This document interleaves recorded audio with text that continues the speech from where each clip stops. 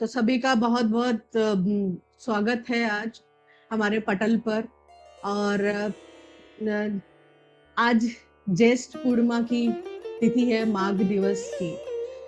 और इस तिथि पे हम संत कबीरदास जी की जयंती, जो कथित बोला जाता है कि संत कबीरदास जी की का जन्म इस तिथि पर हुआ था।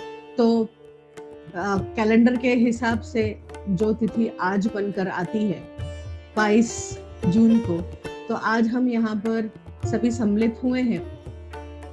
सभी सभी का नमस्कार, सभी को नमस्कार है यहाँ पे।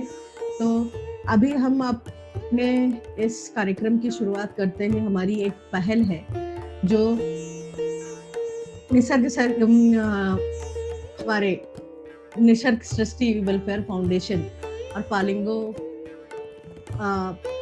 Languages international languages institute Pune की तरफ से ये एक साझा कार्यक्रम है, जिसको साथ भी मिला है पुणे के हमारे कॉलेज, पूना कॉलेज का, और हमेशा से उनका साथ रहा है। तो मैं इतना थोड़ा मैं बताना चाहूँगी हमारे निसर्ग सृष्टि वेलफेयर फाउंडेशन के बारे में। यहाँ निसर्ग सृष्टि वेलफेयर फाउंडेशन जो वातावरण के लिए और ध्वनि प्रदूषण के लिए काम कर रहे हैं, वो काफी समय से इस बात पर बिंदु एकाग्रित किए हुए हैं कि ध्वनि को अगर हम कम से कम करें, अगर हम एक ध्वनि अपनी गाड़ियों में भी एक हॉर्न कम बजाएंगे तो बहुत फर्क पड़ सकता है। और अभी भी एक बहुत न्यूज आई थी, अलका याग्निक जी को ध्वनि के वजह से उनको थोड़ा सा तकलीफ हुई है। तो ये दिखाता है कि हमें ध्वनि प्रदूषण की तरफ से और भी अपना एकाग्रित होना चाहिए। तो इस बारे में, और साथ में पालिंगो लैंग्वेजेस और इंडियन लैंग्वेजेस इंस्टीट्यूट, तो हम सभी का एक ये साझा पटल भारतीय साहित्य को का प्रचार प्रसार करने के लिए और लोगों का विश्व के सभी कोनों से लोगों को जोड़ने के लिए, और भारतीय जो भाषाएं हैं, भारतीय साहित्य है, उसको एक साथ लाने की का एक प्रयत्न है। और बहुत सारे प्रयत्न भी हमारे आने वाले हैं। सभी के साथ में हम जुड़ना चाहते हैं। और इस अवसर पर अब मैं जो पटल है, अब गर्मा जी के सुपुर्द करती हूँ, ताकि वो आगे का जो प्रोग्राम का है, जो कार्यक्रम का संचालन आगे की ओर बढ़ाए। नमस्कार आप सभी का। आज के हमारे अतिथिगण और सभी श्रोतागण, आप सभी का मैं स्वागत करती हूँ आज के इस कार्यक्रम में। कबीरदास जयंती के इस शुभ अवसर पर सबसे पहले मैं उन्हीं के दोहे के साथ शुरुआत करना चाहूंगी। जैसे आप लोगों को पता है, बुरा न देखन बुरा जो देखन ले गया, बुरा न मिलिया कोई, जो देखो जा आप मुझसे बुरा ना कोई। ये हम हमेशा से सुनते आए हैं, बचपन से सुनते आए हैं, और कहीं ना कहीं इसके अर्थ को भी समझते हैं, पर मानना नहीं चाहते कि हमसे बुरा भी कोई हो सकता है, या हम ये भी नहीं मानते कि हम बुरे हो सकते हैं।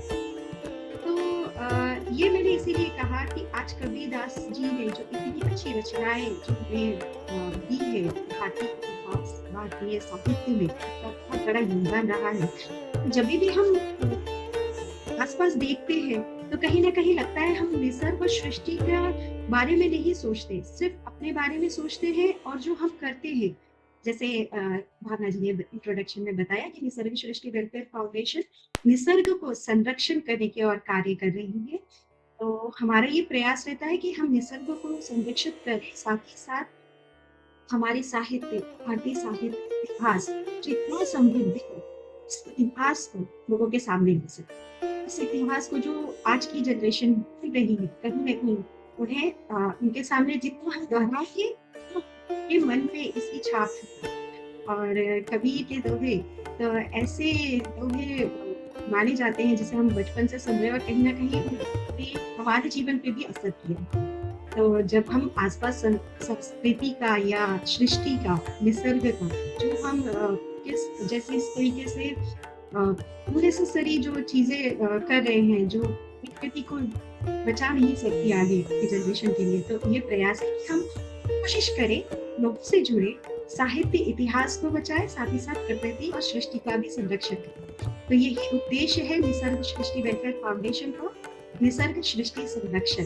इसी उद्देश्य के साथ आज के इस कबीरदास जयंती के शुभ अवसर पर आप सभी पैनलिस्ट का मैं फिर से स्वागत करती हूँ और आप लोगों के विचार जानना और विचार जानने के लिए उत्सुक है हम लोग कि कबीरदास के जीवन से जुड़ी कुछ ऐसी बातें उजागर हो इस आज के इस चर्चा में जो लोगों ने नहीं सुनी और जिसे हम लोगों तक पहुंचा सके।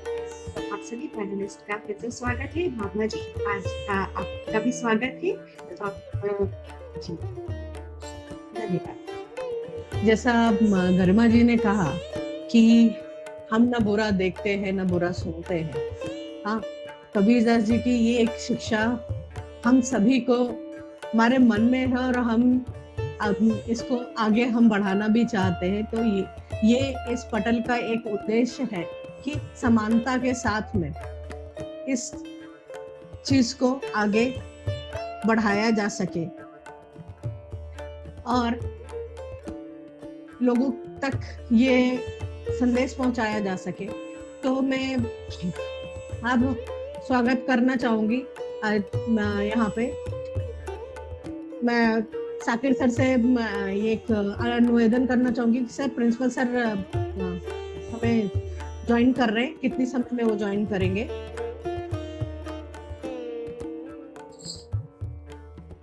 साकिर सर।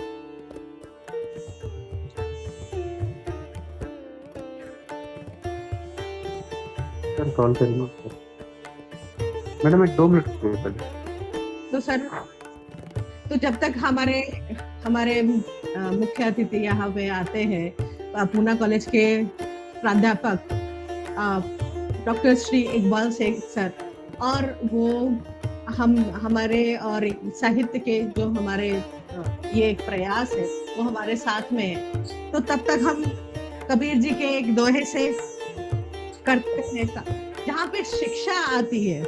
तो शिक्षा में बोला जाता है बहुत पढ़ लिख लिए तो बहुत हो गया, तो पोथी पढ़ी पढ़ी जग मुआ, पोथी पढ़ी पढ़ी जग मुआ, पंडित भया न कोय। पोथी पढ़ी पढ़ी जग मुआ, पंडित भया न कोय, हाय आखिर प्रेम का पढ़े जो पंडित हो। तो जो प्रेम के शब्द बोले और लोगों से संबंध बनाए, वही कबीर जी का जो संदेश है। तो यहीं के साथ में अब मैं स्वागत करना चाहूंगी हमारे श्री इकबाल सर का, कि वो अब हमारा पटल हमें यहाँ पर ये जो पटल है अब उनकी तरफ हम करते हैं कि वो 2 शब्द बोले और हमें शुरुआत करने की आज्ञा प्रदान करें। जी सर। थैंक यू मैडम, धन्यवाद। आपका बहुत बहुत शुक्रिया सर आने के लिए।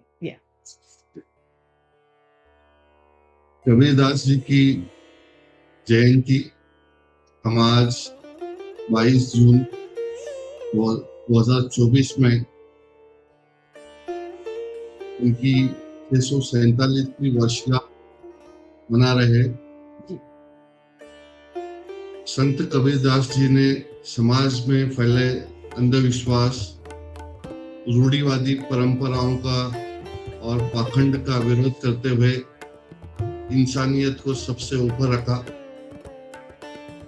संत कबीरदास जी ने अपने दोहों और विचारों के जरिए जनमानस को प्रभावित किया। आज भी 650 उनके दोहे जीवन का सच बयां करते हैं। इन दोहों में सुखी जिंदगी और सफलता का राज छिपा है। आज के इस जयंती के अवसर पर मैं उनके कुछ दोहे आप सबके सामने रखे इस आज के प्रोग्राम का उद्घाटन समारोह में मुझको सम्मिलित करने के लिए आप सबका धन्यवाद करता हूं। संत कबीर जी ने कहा था, निंदक नियरे राखिए, आंगन कुटी छवाए, बिना पानी साबुन बिना निर्मल करे सुहाए। संत कबीर जी कहते हैं, हमने निंदा करने वाले व्यक्ति को अपने आंगन में कुटिया बनाकर निकट रखना चाहिए, क्योंकि वह हमारे अवगुण बिना साबुन और पानी के निर्मल कर देते हैं। जबकि कोई व्यक्ति हमारी निंदा करता है और ऐसे लोग अगर पास रहेंगे तो आपकी बुराइयां आपको बताते रहेंगे। धीरे धीरे रे मना, धीरे सब कुछ होए, माली सिंचे सब गढ़ा, ऋतु आए फल होए। ये संत कबीर जी का दोहा हमें बताता है कि हमें धैर्य पूर्वक नियमित रूप से अपने काम को करते रहना चाहिए और समय आने पर ही उसके परिणाम प्राप्त होंगे। जैसा एक माली चाहे वृक्ष को 100 घड़े पानी से सींचे, लेकिन उस वृक्ष पर फल ऋतु के आने पर ही लगता है। धैर्य का फल भी मीठा ही होता है। इस दोहों ने कबीरदास जी ने पूरे इंसानियत का सबक हम लोगों के सामने रखा। मैं आज के इस समारोह के ऑर्गेनाइजर का धन्यवाद करता हूं कि उन्होंने हमारे पूना कॉलेज को इसमें सम्मिलित किया और संत कबीर जी की जयंती मनाने का अवसर दिया। धन्यवाद।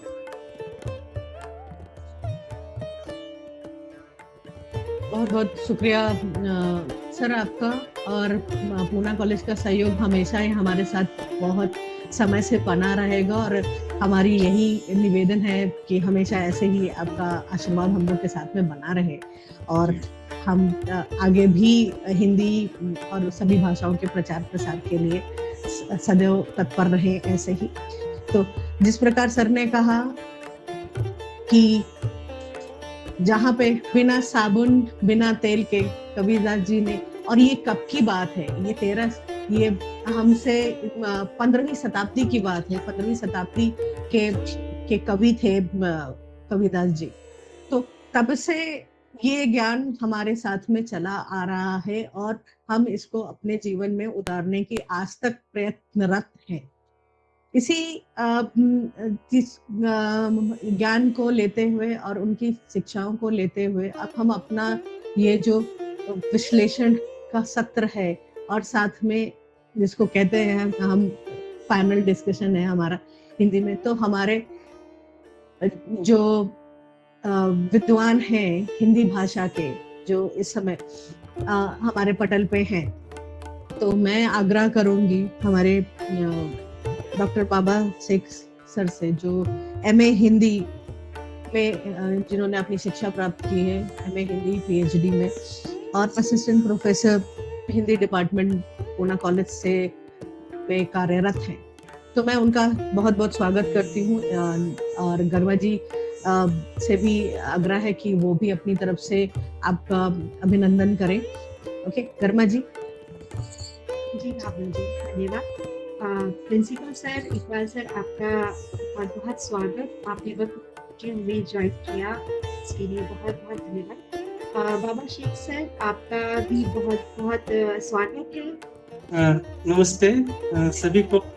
इस आज के इस कबीर जो जयंती हम मना रहे हैं, इस जयंती में आज के सभी मुख्य अतिथि हमारे पूना कॉलेज के प्राचार्य डॉक्टर इकबाल शेख सर, हिंदी विभाग के अध्यक्ष डॉक्टर शाकिर शेख सर, भावना गुप्ता मैडम, गरिमा मैडम, इसके साथ ही हमारे निर्मला मैडम और अन्य जो इस जयंती समारोह में सम्मिलित सभी अन्य महाविद्यालय के अध्यापकगण, हमारे छात्र एवं अन्य हमारे प्रतिभागी और अन्य संस्था से जुड़े सभी सदस्यों को मैं कबीर जयंती की उपलक्ष्य में सभी को मैं हार्दिक बधाई एवं शुभकामना देता हूँ।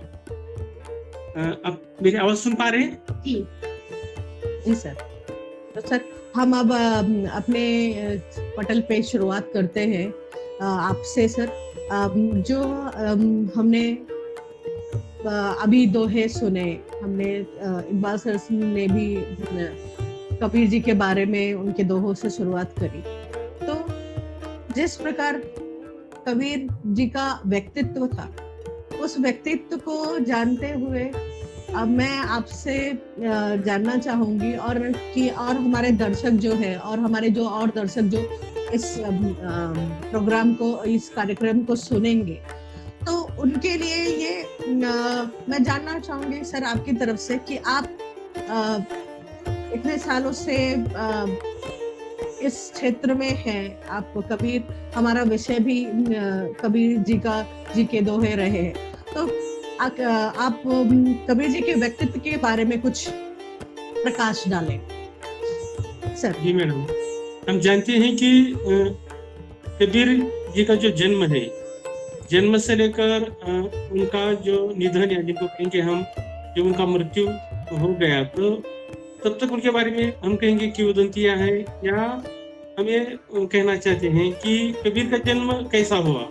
तो बहुत बार हम कबीर ग्रंथावली उसमें हम पढ़ा है, या उनके जो भी शिष्यों द्वारा ये ग्रंथावली लिखा है या दोहे लिखा है, इस तरह की सब अवधारणाएं हैं या किंवदंतियां हैं। उनका जन्म कहा जाता है कि कबीर का जन्म इस तरह का एक विवादित माना जाता है कि जब उनका जन्म हुआ था तो कहीं तालाब किनारे किसी दंपति ने उनको फेंक दिया था, और एक मुस्लिम परिवार ने उसको देखा और उनका लालन पालन किया। तो यहाँ से हमें पता चलता है कि उनका आरंभ से लेकर अंत तक ना वो किसी आडंबर या किसी राजा या किसी जो बड़े लोग हैं, किसी से नहीं डरे, जो भी उनको अच्छा लगता था समाज में। तो उन्होंने बहुत बार उन्होंने अपने लेखनी में ये भी कहा है कि तू कहता कागज की लिखी, मैं कहता आकन देखी, यानी वे वो कागज से जो लिखा हुआ है उसके ऊपर उनका भरोसा नहीं था। वो आखन है आँख से, जो स्वयं जो अनुभव वो लेते थे। तो मनुष्य भले ही पढ़ा लिखा न हो, और उसका जो अनुभव होता है, अनुभव सबसे बड़ा गुरु होता है। मुझे लगता है आरंभ से लेकर अंत तक कबीर जी को जो कुछ उन्होंने जिस जनमानस में, जिस समाज में वे पले हैं, बड़े हैं, अब कोई कहता है कि वो मुस्लिम थे, कोई कहता है हिंदू थे, तो उन्होंने अपने बहुत सारे ऐसे दोहे में कहा कि क्या हिंदू क्या मुसलमान, जिसका दुरुस्त रहा ईमान। अगर तुम्हारा ईमान ही अच्छा नहीं है तो आप किस हिंदू हो या मुस्लिम हो, यह महत्वपूर्ण नहीं होता है। आपकी नियति साफ होनी चाहिए, आपका आचरण अच्छा होना चाहिए, एक व्यक्ति के दूसरे व्यक्ति के प्रति किस तरह का व्यवहार होना चाहिए। ऐसा तो मैं कहता हूँ जिसने कबीर के जितने भी, मैं तो कहता हूँ उनके बहुत सारे इस तरह के दोहे हैं, सुमिरन के दोहे, यानी हर जीवन दर्शन कैसा होना चाहिए, गुरु के प्रति है, पर्यावरण के प्रति है। तो आज भी उनके जो भी दोहे हैं, तो उनके विचार आज भी प्रासंगिक हमें लगते हैं।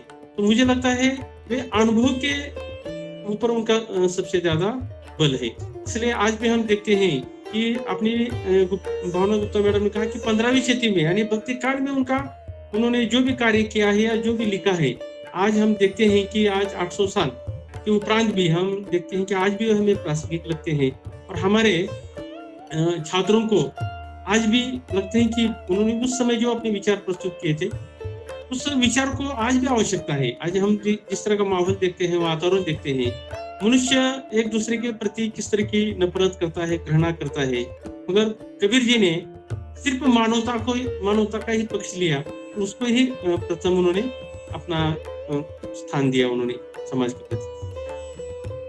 सर ये तो मानना पड़ेगा कि 15वीं शताब्दी में कबीर जी ने अपने ये संदेश दिए थे अपने दोहों के प्रति, और उनका जन्म थोड़ा विवादित रहा।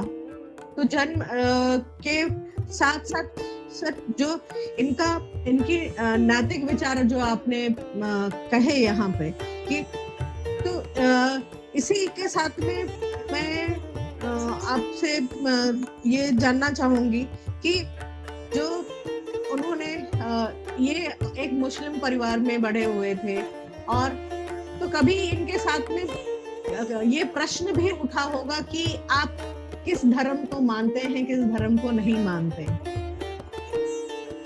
जी जी जी, तो सर इसके बारे में मैं थोड़ा सा ये मैं चर्चा करूंगी कि उस बात पे उनका क्या था और फिर इसी के साथ में हम अपने अगले पैनलिस्ट साकिर सर के साथ में जुड़ेंगे। सर मैं आपसे ये जानना चाहूंगी। जी मैडम, तो कबीर ने किसी धर्म को माना नहीं है। कबीर के जैसा हम बोलते हैं, कबीर के राम जो है वे अदृश्य है, निर्गुण है, तो वो दिखाई देने वाले राम नहीं है। और उनका एक कहना है कि जाति पाति ना पूछो साधु की, पूछ लीजिए ज्ञान। यानी वो किस धर्म से है, किस व्यक्ति से है। यानी जैसा कि आपने अभी कहा कि ढाई आकर प्रेम का बड़े सो पंडित हुए, उनके दृष्टि से प्रेम ही, मानवता ही और व्यवहार ही, अच्छा आचरण और जो समाज के हित में हो, उसको ही उन्होंने अपने दोहे के माध्यम से एक समाज में एक विचार देने का उन्होंने कोशिश किया है। कि यहाँ से अभी जैसे कि हमारे प्रिंसिपल साहब ने उन्होंने कहा कि निंदक तुम्हारे घर के पास होना चाहिए। यानी उनके हर एक जो दोहे में है, ऐसा लगता है कि उनके अगर दोहे का अगर आचरण किए तो मुझे लगता है कि मनुष्य का जीवन सफल हो जाएगा। आज हम देखते हैं कि एक दूसरे के प्रति द्वेष है, एक दूसरे के प्रति तिरस्कार है, एक दूसरे के प्रति एक मन में आज हम देखते हैं कि संपत्ति के लिए या प्रॉपर्टी के लिए या एक दूसरे के सम्मान के लिए तो एक दूसरे का तिरस्कार हम देखते हैं हमारे परिवारजनों में, आपस में, भाई बहन, इस तरह के आज के जो रिश्ते भी हैं, तो या हमारे सहपाठी भी हैं, तो हम क्या करते हैं, एक दूसरे का अप्रत्यक्ष रूप से तिरस्कार करते हैं या फिर जिसको हम कहते हैं कि जलन करते हैं या फिर निंदा करते हैं।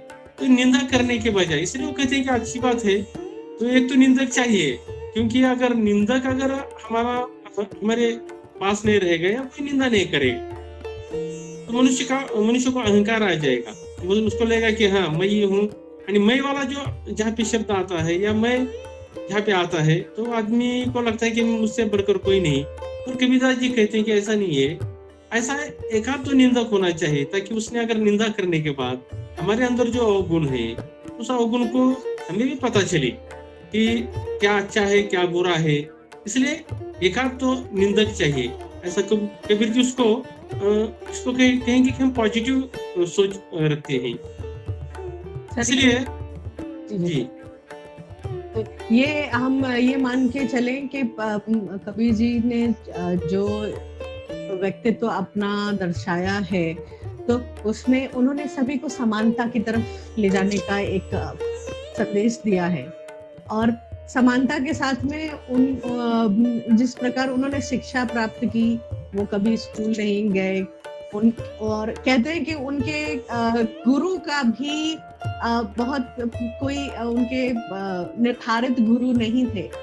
तो मैं आपसे सहमत हूँ कि उनके जो शिक्षाएं हैं उसको हमें आगे भी लेके चलना चाहिए। यहीं पे मैं विराम दूंगी और मैं श्रीमान डॉक्टर साकिर सर जी को आमंत्रित करना चाहूंगी पटल पे। और जिस तरीके से कहते हैं गुरु गोविंद दो खड़े के लगभग पड़े, बलिहारी गुरु आपने जिन गोविंद दिए। तो मैं यहाँ पर सभी गुरुओं के साथ में मेरे मार्गदर्शक भी रहे हैं डॉक्टर साकिर शेख सर, जो उन्होंने तो अपना हिंदी सभी के मार्गदर्शक फोन हो गई है तो चुप हो रहा है।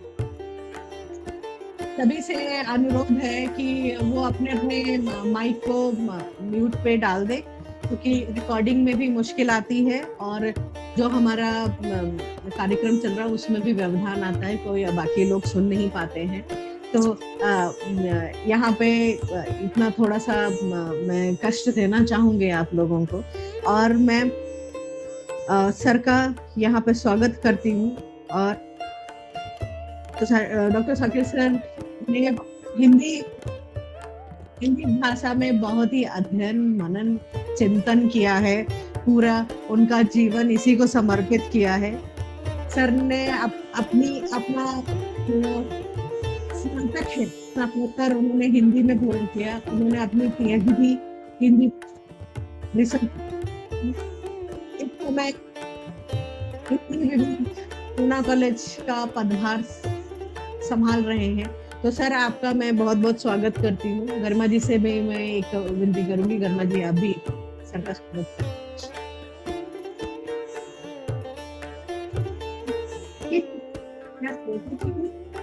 और आपसे जितने बार भी मैं मिली हूँ, हमेशा ये जाना है कि आप हिंदी को बढ़ावा देते हैं और काफी इसका प्रचार प्रसार भी करते हैं, कई सारे कार्यक्रमों से जुड़े हैं।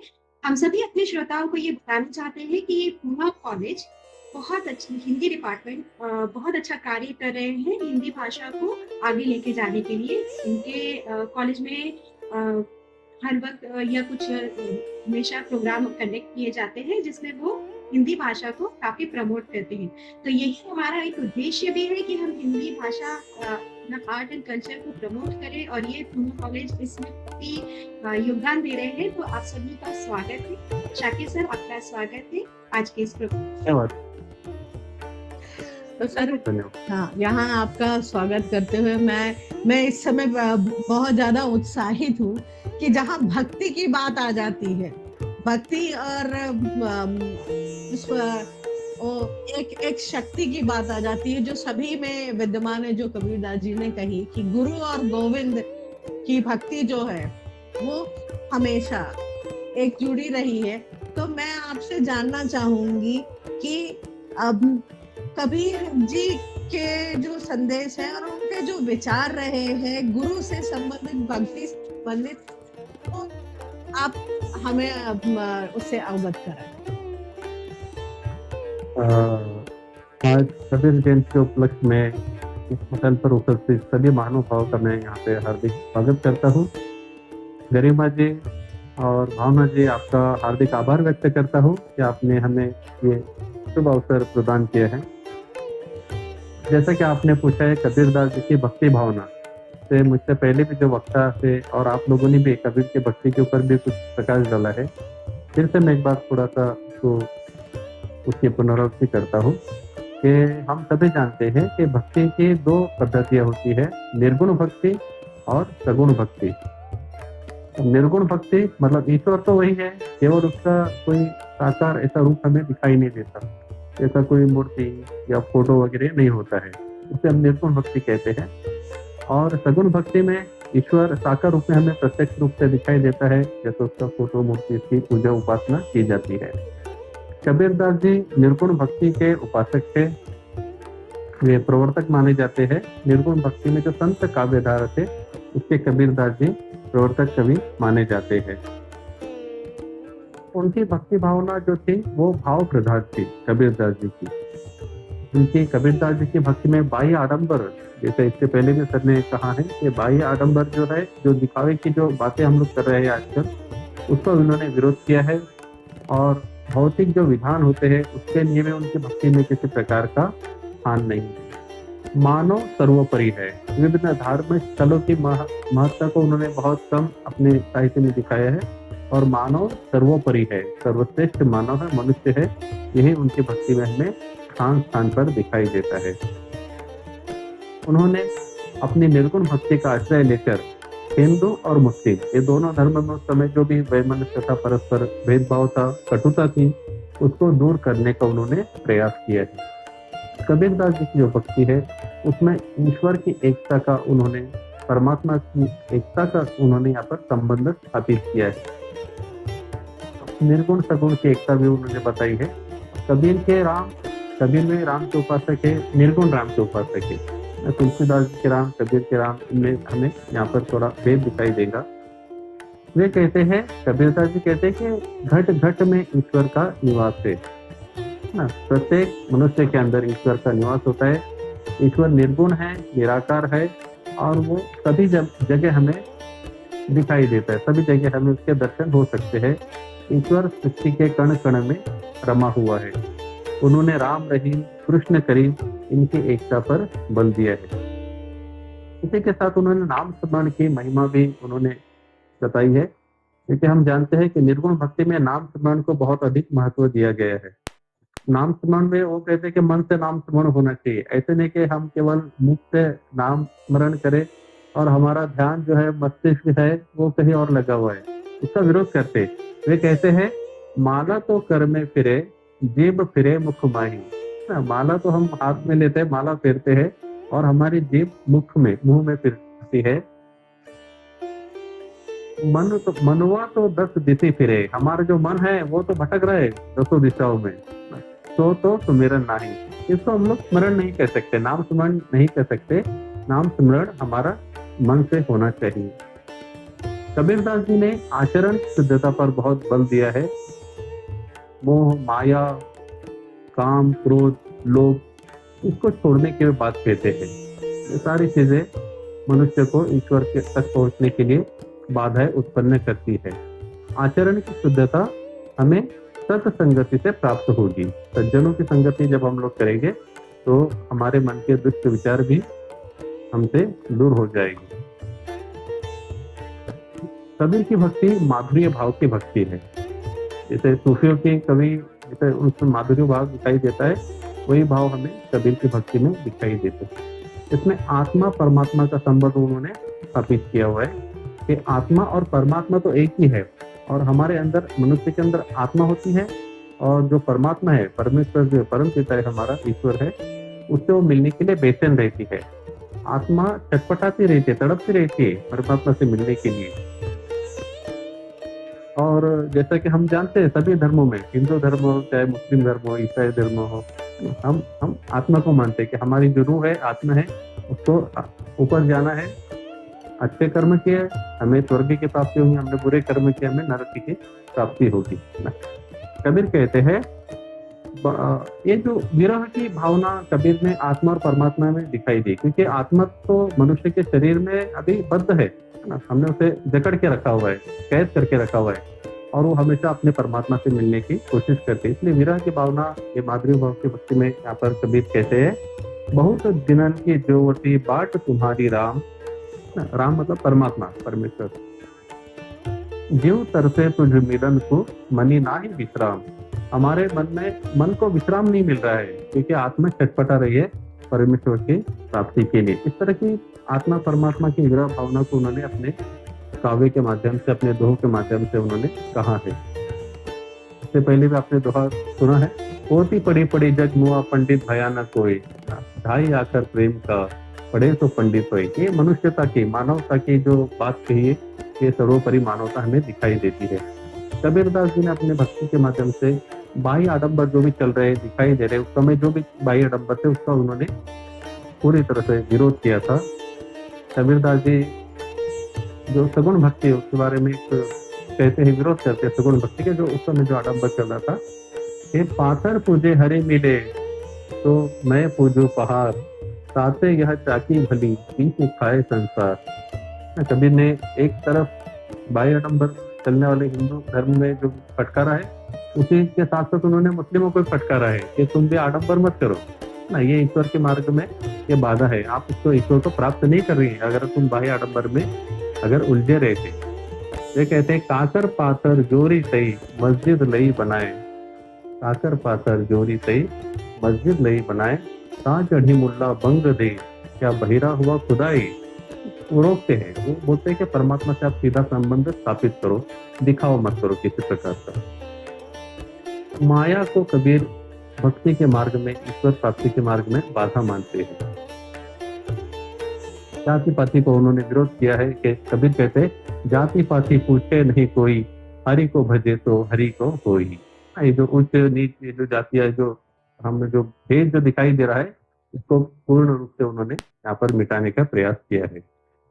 कबीर के साहित्य में रहस्यवाद दिखाई देता है, जैसे इससे पहले भी कहा है मैं कि आत्मा और परमात्मा का जो मिलन है उसके संबंध में कबीर कहते हैं कि जल में कुंभ, कुंभ में जल, बाहर भीतर पानी।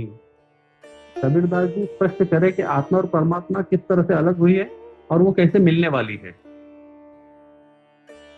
जल में कुंभ, कुंभ में जल। जिस तरह से कोई घड़ा है, घड़े के अंदर जल होता है और बाहर हम नदी में या तालाब में, समुद्र में जाते हैं और हम जब घड़े को भरते हैं तो जल तो कुंभ में भी रहता है, मतलब घड़े में भी रहता है, और घड़े के बाहर भी जल रहता है।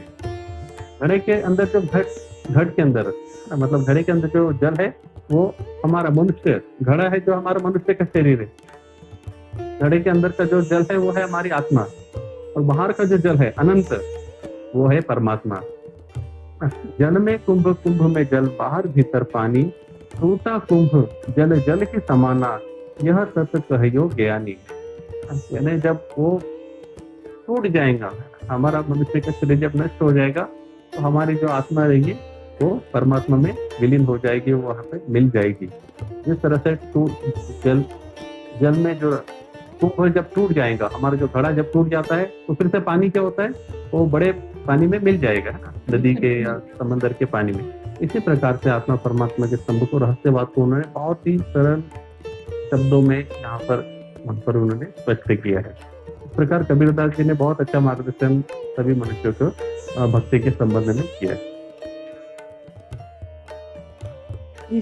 जो सर इससे हमें ये समझ में आता है कि अभी जो आत्मा परमात्मा धर्म जात से कहीं परे थे, कबीर जी की सोच वो कहीं अलग 15वीं शताब्दी से, और उन्होंने अपने जीवन में ये सारी चीजें अपने सामने समाज में घटित होती हुई देखी थी, और उसको उन्होंने जो स्वरूप लिया, उन्होंने सीधे कहा कि जुड़ना है तो उस एक शक्ति का नाम मत दो, उससे तुम सीधे उसको पुकारो और जुड़ जाओ। तो काहे का बैर, काहे का भेद, काहे का धर्म, काहे का नाम। तो ये एक आत्मीयता जो उन्होंने सभी को ये बताने की कोशिश करी। और इस तो मैं यहाँ भी जानना चाहूंगी सर, क्या जब उस समय वो इन बातों की व्याख्या कर रहे थे अपने, और उन्होंने अपने इर्द गिर्द से ही, अपने समाज से ही सारी चीजें सीखी, तो उनको कटुता का भी बहुत सामना करना पड़ा इस चीज को लेके। तो कहते हैं कि अपने मस्तिष्क को भी उतना संभाल के रखना।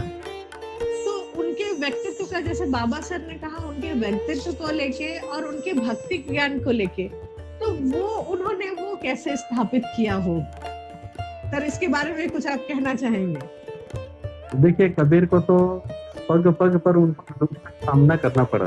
देखिए, जैसा बाबा सर ने भी कहा कि एक मुस्लिम परिवार में उनका पालन पोषण हुआ है। वो तो मुस्लिम मोहल्ले में बस्ती में मतलब रहे, और उस समय ऐसे बात करने के भी अब मस्जिद के ऊपर खड़े के बंद क्यों दे रहे, बहिरा खुदा ही नहीं। तो आप अंदाजा लगा सकते हैं, अगर आज के दौर में अगर ऐसी कोई बात करता है तो कितना विरोध उनको सहना पड़ता है। लेकिन इतना होते हुए भी कबीरदास जी ने मनुष्य को सर्वोपरि माना है, इसलिए इतने बेधड़क उन्होंने ये बात कही है।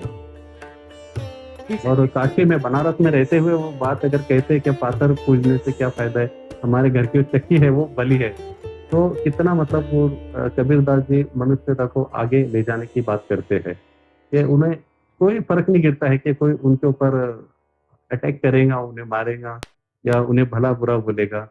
कबीरदास जी तो समाज को सुधारने के लिए आए थे, वो तो उन्होंने तो अवसर लिया कबीरदास जी समाज को सुधारने के लिए। जी, ये बहुत जानने वाली और बात है कि उनकी जो लेखनी थी, लेखनी क्या, उनके शब्द ही उनकी लेखनी थी, क्योंकि उनकी शिक्षा विधिवत तरीके से नहीं हुई थी, और उन्होंने समाज के साथ में, और ये आज के समय से अगर देखा जाए तो सच में बहुत बड़ी बात है कि काशी में रहते हुए दो संप्रदायों के बीच में उन्होंने दोनों संप्रदायों के अच्छाइयों और बुराइयों को सामने रखा।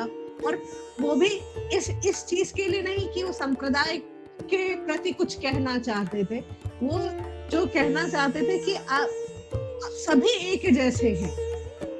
तो हम पत्थर पूजे तो हम अपने मन को पूजे, हम मनुष्य को पूजे तो वो मनुष्यता मन का फेर है। तो यहाँ पे मैं उनका एक दोहा कहना चाहूंगी, माला फेरत जुग भया, फेरा ना मन का फेर, कर का मन का डार दे, मन का फेर। मन के फेर है और यही कहते हैं कि हमारी सोच और कबीरदास जी की जो रचनाएं हैं उनको हम आध्यात्म के भाव से लेते हैं। तो हमारे ईष्ट, हमारे ईश्वर, हमारे अल्लाह, हमारे रब सब एक ही शक्ति है जो विद्यमान है हर किसी में। तो ये जानकारी हमें सभी तक पहुंचानी है।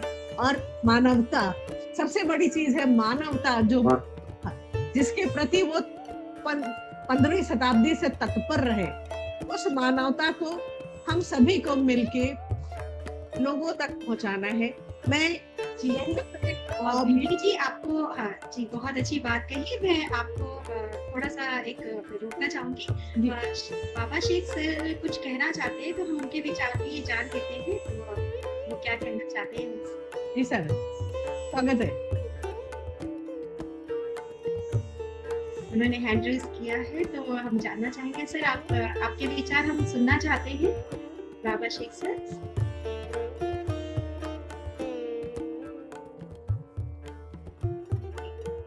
अभी हम जी बाबा शेख सर, आपके विचार भी हम जानना चाहेंगे। आप कुछ कहना चाह रहे थे। जी सर। हेलो जी सर। जी मैडम, मैं ये कहना चाह रहा था, सर ने जो अभी अपने विचार व्यक्त किए, तो इसमें जो है आत्मा और परमात्मा इनका मिलन और एक रहस्यवाद की जो भावना है, तो उसको सर ने यहाँ पे उजागर किया है। यानी आत्मा और परमात्मा इनका जो मिलन है, इसके ऊपर सर ने यहाँ पे अपने विचार व्यक्त किए हैं, जिसको हमारे भक्ति काल में या हमारे बहुत सारे विद्वानों ने, आलोचकों ने इसको रहस्यवाद की उसको परिभाषा दी है। रहस्यवाद कहा है, मैं ये कहना चाहता था। थैंक यू, धन्यवाद सर। और बाकी ही बहुत अच्छे विचार हमें जानने को मिल रहे हैं कबीरदास जी के बारे में, उनके जीवन के बारे में आप सभी से। और शाकिर सर, आपने इतनी अच्छी बातें शेयर करी, हमें बताया उनके जीवन के बारे में कि किस तरीके से वो उनके जीवन व्यतीत करते थे और उनकी सोच किस तरह की थी समाज को लेकर। तो ये तो आजकल की जो पीढ़ी है, आज की जनरेशन है, उन सभी को ये जानना चाहिए, हम सीखना चाहिए उनसे। और कहीं ना कहीं हम अपने फाउंडेशन के द्वारा, पूरा कॉलेज के द्वारा पैलिंगो जो इतना अच्छा काम कर रहे हैं लैंग्वेज को प्रमोट करने के लिए, पैलिंगो का भी बहुत योगदान है अपने भारतीय साहित्य, भारतीय लिटरेचर को प्रमोट करने में। और वो हमेशा सभी भाषाओं को बढ़ावा देना चाहते हैं, साथ ही साथ वो हमारी भारतीय भाषा को एक विश्व स्तर पर लेके जाना चाहते हैं। तो भावना जी, आप ये बहुत अच्छा कार्य कर रही हैं भाषा को प्रमोट करने। और जी भावना जी, अब मंच का संचालक आपके हाथ में। जी गरिमा जी, बहुत बहुत धन्यवाद। और मैं यही सभी भाषाओं के लोगों से यही अनुरोध करती हूँ कि हमारा साहित्य, हमारी संस्कृति और हमारे लोग बहुत ही उत्कृष्ट हमारा साहित्य है हर भाषा का। तो ये हमारे आने वाली जो पीढ़ियां हैं उन तक पहुंचना चाहिए। और हमारे साथ में भी बहुत वरिष्ठ कवि, साहित्यकार अभी भी जुड़े हुए हैं। एक बार हम उनको भी मौका देना चाहेंगे आज, अगर समय हमें मिलता है तो, प्रश्न का, और साथ में वो अपनी अगर कबीर से संबंधित कुछ रचनाएं हैं तो वो भी प्रस्तुत कर सकते हैं। आप सभी लोगों से अनुरोध है, जो श्रोतागण हैं और जो अपनी रचनाएं कहना चाहते हैं, क्योंकि शायद थोड़ा ही समय मिलेगा, तो वो अपनी रचनाओं के साथ में तैयार रहे। और जो यहाँ पर चैट विंडो है उसमें हम एक गूगल फॉर्म डाल रहे हैं जिसमें आप अपना नाम, अपना संपर्क अंकित करें, ताकि आगे के जो कार्यक्रम हैं उनमें भी हम सम्मिलित हो सके और भी नए विचार को हम सम्मिलित कर सके। साहित्य से है और बहुत ढेर सारी हमारी साहित्यिक चीजें हैं जिस पे हम विचार विमर्श कर सकते हैं। अथाह है सागर की, तो जिस प्रकार कबीर जी ने अपने दोहों से, अपने ग्रंथावली से ये एक, और उनकी एक कला भी थी उलट बासियों की, तो वो पलट के बोलते थे, वो सीधा नहीं बोलते थे, वो पलट के जवाब देते थे उलट बासियों में उनकी।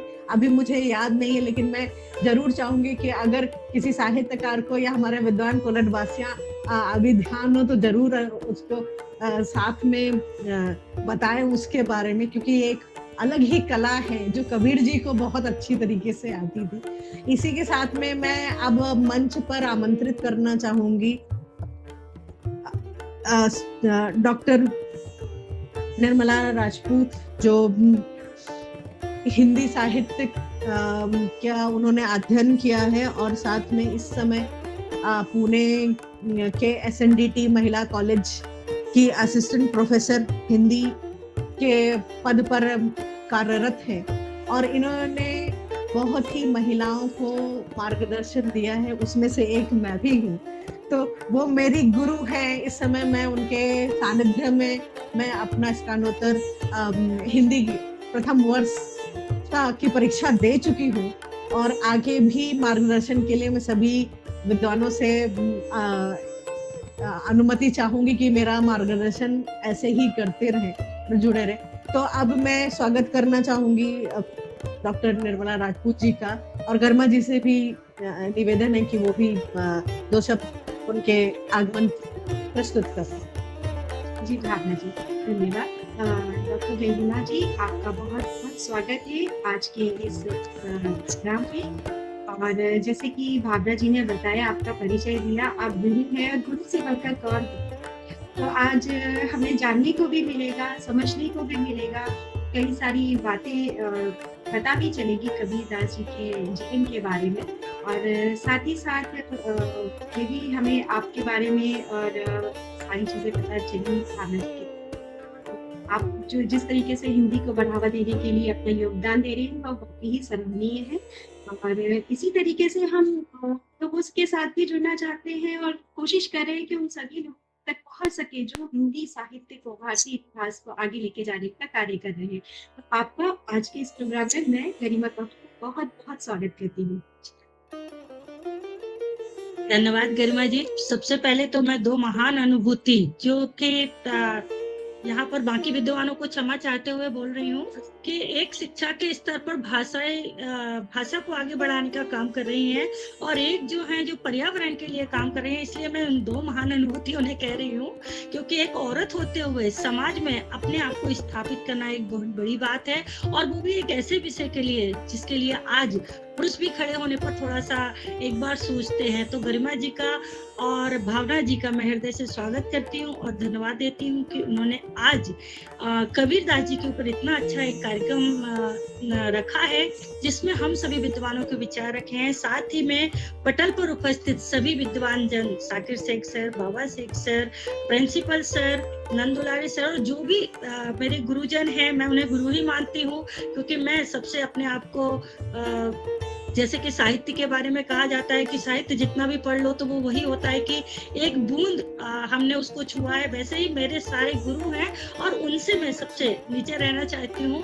आज उनके सम्मुख में अपने आप को प्रस्तुत कर रही हूँ। यहाँ कुछ छात्राएं भी हैं और छात्र भी हैं, उन सबको भी मैं हृदय से धन्यवाद देते हुए आज के इस कार्यक्रम में सभी का स्वागत भी करती हूँ और इस कार्यक्रम के लिए आयोजकों का धन्यवाद देती हूँ। गरिमा जी, क्या है मेरे लिए? जी मैम, आपके लिए यहाँ पे अभी इतने जो हमारी वार्तालाप चल रही थी और कबीर जी के जो दोहे और उनके जीवन से जो हमें इतने बरस पहले, इतने सदियों पहले की बात है, तो अभी मैं 600 बरस को। हाँ, ये इतने बरस हो गए, मैं आज रात में ही सोच रही थी कि इतना कुछ घट गया और अभी भी हमें ज्ञान के चक्षु हमारे खुले नहीं है। बहुत कुछ है जो हमें अभी इस सागर से निकालना है, कितने मोती बाकी हैं।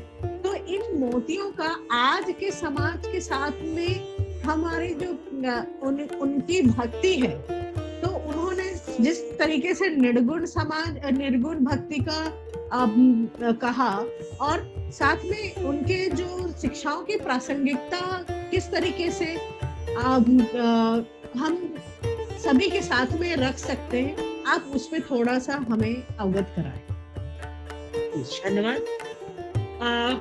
कबीरा खड़ा बाजार में मांगे सबकी खैर, कबीरा खड़ा बाजार में मांगे सबकी खैर, ना काहू से दोस्ती ना काहू से वेर। कबीरदास जी एक ऐसे कवि थे जिनका किसी से भी ना ही प्रेम था और ना ही वेर था, क्योंकि वो प्रेम और वेर में विश्वास ना करके मानवीयता में विश्वास करते थे। बात निर्गुण भक्ति की हुई है, मेरे से पहले से और बाबा ने से बहुत अच्छे से व्याख्यायित किया हुआ है। लेकिन जो एक उनका वो है कि घट घट में वे साईं रमता, घट घट में वे साईं रमता, कटुक वचन मत बोलिए। कबीरदास जी जो थे वो घट घट में ईश्वर का वास मानते थे, और वो ये मानते थे कि ईश्वर को व्यक्ति को कटुवाणी नहीं बोलना चाहिए, क्योंकि जो ईश्वर है वो तो सृष्टि के कण में है, और जो कण में समाया हुआ है उसे हमें हमारे हृदय में ही स्थान देना चाहिए। इसलिए उन्होंने अपने दोहों में कहा है कि मुँह को कहाँ ढूंढे रे बंदे, मुँह को कहाँ ढूंढे रे बंदे, मैं तो तेरे पास में, नामे मस्जिद नामे मंदिर ना काबा कैलाश में। दोहा काफी बड़ा है, मैंने शॉर्ट किया है क्योंकि इतना बड़ा बोलूंगी। तो इस तरीके से कबीरदास जी घट घट में ईश्वर को मानते थे। साथ ही वो ये बोलते थे कि अगर ईश्वर को आराधना करनी है तो अपने अंदर, जिस तरीके से समुद्र में व्यक्ति को डूबने के बाद ही मोती मिलते हैं, इसी तरह भक्ति में डूबने के बाद ही ईश्वर की प्राप्ति होती है। इसलिए वो कहते हैं कि जिन खोजा तिन पाइए, जिन खोजा तिन पाइए गहरे पानी पेट, जिन खोजा तिन पाइए गहरे पानी पेट, मैं बकुरा बूढ़त डरा रहा किनारे बैठ। जिन्हें खोजना था ईश्वर को, उन्होंने पानी में, समुद्र में गोते लगाकर हीरे मोती जोड़े हैं। यानी कि जिसे ईश्वर को खोजना है वो ईश्वर के ध्यान में लीन होकर ही उसे प्राप्त कर सकता है, और जो इन सब चीजों से डर कर किनारे में बैठा रहता है वो कुछ भी प्राप्त नहीं कर पाता है। इस प्रकार कबीरदास जी ने एक निर्गुण भक्ति का उदाहरण दिया है। सबने निर्गुण भक्ति के बारे में बहुत कुछ बताया है। तो जैसा कि कबीर के समाज दर्शन की बात हो रही थी कि समाज में उनका दर्शन किस तरीके से है और प्रासंगिकता क्या है, तो मैं पहले थोड़ा सा कबीर के समाज दर्शन के बारे में बताना चाहूंगी कि साहित्यकार जो होता है वो सामाजिक प्राणी होता है। समाज से ही वो ग्रहण करता है, समाज को ही देता है। इसलिए साहित्य को समाज का आईना भी कहते हैं, और साहित्य जो है वो स्वार्थ सुखाय ना होकर सभी के हित के लिए होता है, इसलिए उसे साहित्य कहते हैं। यानी जो सबके हित में है वही साहित्य है। इसलिए जो कबीर का साहित्य था वो जन जन के हित का था, जन जन के लिए था, जन जन को प्रिय था, और आज 600 साल बाद भी वो समाज में सबके लिए आज प्रासंगिक है। कबीर के सामाजिक दर्शन में अगर मैं चाहूँ तो कुछ पॉइंटों के द्वारा मैं उसे बताना चाहूंगी कि सबसे पहले उन्होंने राम रहीम की एकता पर बल दिया है, सदाचरण पर बल दिया है, धार्मिक पाखंडों को तोड़ने का प्रयास किया है, मूर्ति पूजा का विरोध किया है, वह आडंबरों का विरोध किया है, छुआछूत का विरोध है, अवतारवाद का विरोध है, और कंचन और कामनी यानी अहंकार और धन का भी उन्होंने विरोध किया है, पुस्तकीय ज्ञान का भी उन्होंने विरोध किया है। तो इस तरीके से कबीर का जो काव्य है वो जन जन के लिए हितकारी रहा है। बाह्य आडंबरों का अगर मैं विरोध की बात करूं तो हमारे समाज, जब हम उस समय की बात कर रहे हैं तब हमारे समाज में बहुत सारी रूढ़ियां, परंपराएं, आडंबर था, और उस आडंबर को मिटाने के लिए कबीरदास जी कहते हैं कि जैसे माला फेरने का एक बहुत उस समय प्रचार था कि ईश्वर की, जैसे अभी सर ने भी बताया कि कर में माला फिरत है जीप फेरे मुँह माही, तो उसी तरह था कि माला फेरत जग मुआ, माला फेरत जुग गया, गया न मन का फेर, कर का मन का डार दे, मन का मन का फेर। आप हाथ का मन का जो है वो फेंक दीजिए, और मन के द्वारा ही अगर ईश्वर का आराधना करेंगे तो ही ईश्वर प्राप्त होगा। क्योंकि आप माला कितने भी वर्षों फेरते रहे, लेकिन आपका मन अगर बस में नहीं है तो आप कुछ भी नहीं कर सकते हैं। दूसरा, उन्होंने जाति पाति का विरोध किया है। जाति पात राय आडम्बरों में उन्होंने एक जो हिंदू लोग होते हैं या जो भी लोग होते हैं वो बालों को मुड़ा के अपने बाल देते हैं। हिंदुओं में एक प्रथा है कि अगर कोई घर में वो हो जाता है तब देते हैं, या फिर मंदिरों में भी जाते हैं तो बालों को दान करते हैं। उसके लिए भी उन्होंने कहा था कि मूड़ मुड़ाए हरि मिले, मूड़ मुड़ाए हरि मिले, सबको ही ले मुड़ाए, मूड़ मुड़ाए हरि मिले, सबको ही ले मुड़ाए, बार बार के मूड़ते भेड़ न बैकुंठ जाए। वो कहते हैं अगर बालों को अब दान करने से ही अगर कबीर मिल जाते हैं तो फिर भेड़ के तो बार बार बाल निकाले जाते, फिर वो क्यों बैकुंठ नहीं जाती है। इस तरीके से कबीरदास जी जो है वो बाहरी आडंबरों को हटाकर आंतरिक भक्ति को ही प्राधान्य देते थे। इसके अलावा जाति पाति के विरोध के लिए उन्होंने काफी आवाज उठाई है, क्योंकि उस समय जाति पात बहुत था, छुआछूत बहुत थी, लोग एक दूसरों को ऊंचा और नीचा जानकर बहुत ही घृणित नजरों से देखते थे। ब्राह्मणवाद था, तो उसके लिए उन्होंने लिखा था कि जाति पाति पूछे नहीं कोई, हरि को भजे सो हरि को होई, या फिर जाति ना पूछो साधु की, पूछ लीजिए ज्ञान, मोल करो तलवार का, पड़ा रहने दो म्यान। अर्थात अगर आपको कोई भी, चाहे वो साधु व्यक्ति है, अगर वो किसी भी जात का है, वो नीची जाति का होने दो या ऊंची जाति का होने दो, लेकिन अगर उसके पास ज्ञान है तो वो ज्ञानी है और वही सर्वश्रेष्ठ भी है, क्योंकि ज्ञान जो है वो हमें जीवन जीने के लिए दिशा ही नहीं देता है, बल्कि हमें आगे बढ़ने में भी सहायक होता है। इसलिए वो जाति पाति के आडंबरों से देश को निकालना चाहते थे। धार्मिक पाखंड, गुरु की महिमा का वर्णन और धार्मिक पाखंडों का खंडन। गुरु की महिमा का वर्णन उन्होंने बहुत किया है। अभी थोड़ी देर पहले भावना जी भी कह चुकी है कि गुरु गोविंद को दो खड़े, काके लागू पाओ, बलिहारी गुरु आपने, गोविंद दियो बिना। अगर गुरु नहीं होता तो गुरु के द्वारा ईश्वर तक प्राप्ति का मार्ग नहीं मिलता, क्योंकि गुरु ही है जो आपको आगे बढ़ने के लिए प्रेरित करता है। चाहे इंसान कितना भी विद्वान हो, उसे एक गुरु की आवश्यकता होती है। यहाँ साकिर शेख सर, बाबा शेख सर भी मेरे गुरु हैं और बाकी सभी भी गुरु ही हैं जो मुझे सिखाते हैं, मैं भी उन्हें प्रणाम करती हूँ। इसके अलावा गुरु सामान्य दाता नहीं, गुरु सामान्य दाता नहीं, याचक शीश समान, तीन लोक की संपदा सो गुरु दीनो दान। यहाँ पर गुरु के समान कोई भी दाता नहीं है और ना ही शिष्य मतलब कि शिष्य के समान कोई भी याचक मतलब मांगने वाला नहीं है। तीन लोगों की जो संपदा है वो एक गुरु के द्वारा ही हमारे भविष्य को उज्जवल कर सकती है, क्योंकि ये गुरु से ही प्राप्त होती है। धार्मिक आडंबरों का अगर मैं बात करूं तो हिंदू कहे मोहि राम प्यारा, तुरक कहे रहीमाना, हिंदू कहे मोहि राम प्यारा, तुरक कहे रहीमाना, आपस में दो लड़ी मुरे, मरम न को जाना। हिंदू राम को प्यारा बोलते हैं और मुस्लिम रहमान को, लेकिन दोनों ही आपस में लड़ते रहे उस काल में भी हो और आज के काल में भी वो एक माहौल बना हुआ है कि वोट की राजनीति के जरिए ये सब होता है। लेकिन जो एक मरम है, क्योंकि एक ज्योति से ही राम का जन्म हुआ है और एक ही ज्योति अल्लाह के अंदर है, यानी कि अल्लाह, अब राम हो, रहीम हो, कृष्ण हो या फिर सिख हो, ईसाई हो, ये सभी जातियों के जो लोग हैं वो एक ही ज्योति को मानते हैं जो कण कण में व्याप्त है, जो आप में, हम में और सब में व्याप्त है। और कबीरदास जी एक जगह और कहते हैं कि पाहन पूजे हरि मिले तो मैं पूजू पहाड़, ताते तो चाकी भली। अभी साकिर शेख ने कहा था कि पीस खाए संसार, यानी कि उन्होंने पत्थरों को पूजने से भी ज्यादा उस चक्की को वो दिया है, महत्व दिया है, क्योंकि वो जो चक्की है वो इंसान के पेट को तो भरती है। अहंकार और बुराइयों का उन्होंने खंडन किया है। समाज में अहंकार और बुराई जो है वो हमें जीवन जीने में एक कठिन रास्ता तैयार करती है, जो हमें आगे चलकर बहुत ही कठिनाईदायक होता है। कहते हैं कि कर्मों का फल जो होता है वो हमें यहीं पे मिलता है और वो कहीं और नहीं जाता है। तो कबीरदास जी यहाँ अहंकार और बुराई को त्याग कर आगे जीवन जीने के लिए कहते हैं, जैसा कि आपने भी कहा था कि बुरा जो देखन मैं चला, बुरा न मिले कोई, जो दिल खोजा आप ना, मुझसे बुरा न कोई। संसार में कोई बुरा नहीं है, लेकिन मैं अगर अपने दिल को खोजूं तो शायद मुझसे बुरा कोई नहीं है। इसलिए अपने आप को सुधारो, समाज अपने आप सुधर जाएगा। जब मैं था तब हरि नहीं, अब हरि है तो मैं नहीं। यहाँ मैं अहंकार का प्रतीक है। जब मैं था तब हरि नहीं, अब हरि है तो मैं नहीं। सब अंधियारा मिट गया, दीपक देखो माही। जो गुरु के रूप का दीपक जला तो अंदर का सारा अंधकार मिट गया। और जब तक मैं था, मैं मतलब अहंकार था, तब तक कभी मेरे पास नहीं आए। और जैसे ही मैंने अहंकार को मिटाया वैसे ही ईश्वर मैं और ईश्वर एकाकार हो गए। इसके अलावा है अहंकार के लिए ही एक और उन्होंने बहुत अच्छा दोहा कहा है कि पानी केरा बुदबुदा असमानस की जात। पानी केरा बुदबुदा असमानस की जात, एक दिन छुप जाएगा ज्यों तारा प्रभात।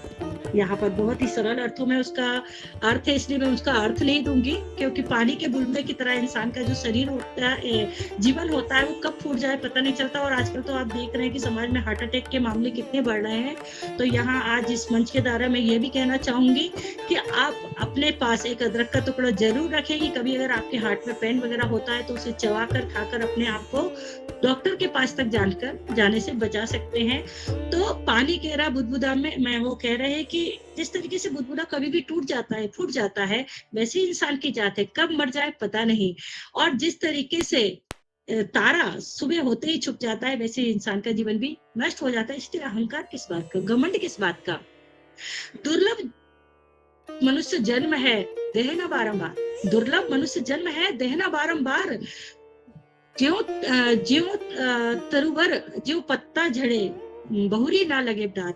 जिस तरीके से तरवर से एक पत्ता झड़ जाता है, वो दोबारा से उसमें नहीं लगता है, वैसे ही मनुष्य का जन्म जो है वो दुर्भर है, जो एक बार मिलने के बाद में बार बार ये देह नहीं मिलती है। इसलिए पुण्य कर्म कीजिए, अच्छा कीजिए और समाज में अपने आप को स्थापित कीजिए। कवि ने प्रेम को भी समाज में स्थापित किया है। प्रेम के लिए वो लिखते हैं कि जैसे कि अभी मैडम ने बताया था कि पोथी पढ़ पढ़ जगमुआ पंडित भयानक होए, ढाई आखर प्रेम का पढ़े सो पंडित होए। आज के युग में जहाँ प्रेम की आवश्यकता जरूरत से ज्यादा है, उस जमाने में भी थी जब लोग प्रेम को महत्व देते थे। तो वो बोल रहे हैं कि आप कितना भी पोथी पढ़ लीजिए, अगर आपके मन में आप किसी भी संप्रदाय से हो, किसी भी जाति से हो, किसी भी धर्म के हो, लेकिन अगर आपके अंदर मानवीयता नहीं है, प्रेम भी नहीं है, तो आपका जीवन व्यर्थ है, आपकी पुस्तकीय ज्ञान व्यर्थ है। और ये 2.5 अक्षर जो प्रेम का है, जो पढ़ लेता है इंसान, वो जीव जंतु से भी प्रेम करता है, मनुष्य से भी करता है और समाज को एक दिशा देता है। सर ने एक दोहा पढ़ा था कि धीरे धीरे रे मना धीरे सब कुछ होए, माली सींचे सो घड़ा ऋतु आए फलो। धीरे धीरे ही प्रेम में इंसान आगे बढ़ता है और उसी तरह मनुष्य प्रेम के द्वारा ही जगत में एक उजियारा फैला सकता है। वैसे ही वो बोल रहे हैं कि कितना भी अगर आपने अपने जीवन में कुछ अच्छे कर्म किए हैं और प्रेम का संचार किया है, तो आने वाले समय में आपको उसका एक अच्छा सा प्रतिफल जरूर प्राप्त होता है। चाहे और वो तभी मिलता है जिस प्रकार से अगर माली कितने भी घड़े जल डाल दे, लेकिन फूल तो तभी आते हैं जब बसंत आती है। वाणी की मधुरता आज के युग में भी और पहले के युग में वाणी की मधुरता बहुत आवश्यक थी, क्योंकि अगर हम अच्छा नहीं बोल सकते तो हमें बुरा भी नहीं बोलना चाहिए। बोली एक अनमोल है जो कोई बोले जानी, बोली एक अनमोल है जो कोई बोले जानी, ये तराजू तोल के तब मुख बाहर आनी। अगर हृदय के तराजू से तोलकर अगर आप वाणी को अच्छे से बोलते हैं, क्योंकि वाणी अनमोल है, एक बार तीर की तरह निकला हुआ वाक्य वापस नहीं आता है।